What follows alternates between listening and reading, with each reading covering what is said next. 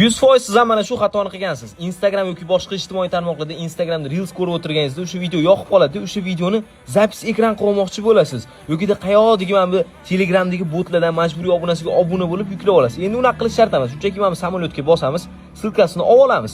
Shundan Telegramga kirasizlar. Telegramda ko'rishingiz mumkin, yozib ol bot bor. Mana shu botga shunchaki start bosasizlarda hech qanaqa majburiy obuna qilmaysizlar.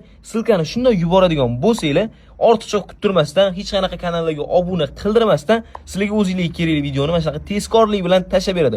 Undan tashqari qo'shiqni orqa fonidagi muzikani ham Shazam qilib qidirib o'tirmaysizlar. Ko'rishingiz mumkin, qo'shiqni yuklab olish joyiga bosib, bemalol mana shu videoni musiqasidan yuklab olsanglar bo'ladi. Instagramdan tashqari любой ijtimoiy tarmoqdan video yuklab olsanglar bo'ladi. TikTok deysizlarmi, YouTube deysizlarmi, mana shu barchasi bor. Eng zo'r funksiyasini ko'rsataman. Qaranglar, sizga bitta yoqadigan ashulachi bor. O'shani ismini shunday yozasizlar, любойni yozasizlar. Ismini yozasizlar-da, shunday Munisa deb yozdim, mana ashulalarni tashlab beradi. O'zingizga yoqqan ashulani tanlaysizlar-da, mana shu yerda mazza qilib tekinga eshitaverasizlar. Ortiqcha megabayt ham ketmaydi, musiqani qidirib ham o'tirmaysizlar. Mana muzikani tashlab berdi, shunday mazza qilib eshitaverasizlar. Undan tashqari mana shu joyni Shazam ishlatmaysizda, muzika ketayotgan bo'lsa, mana shu joyni yoqib qo'yasiz, musiqani bitta eshittirib botga tashlab yuborsangiz, muzikani to'lig'ini tashlab beradi. Bu bot foydasi sizlarga aniq tegadi, chunki bunda boshqa botlarda yo'q funksiyalar bor. Hoziroq kirib men ko'rsatgan funksiyalarni foydalanib ishlatib ko'ringlar.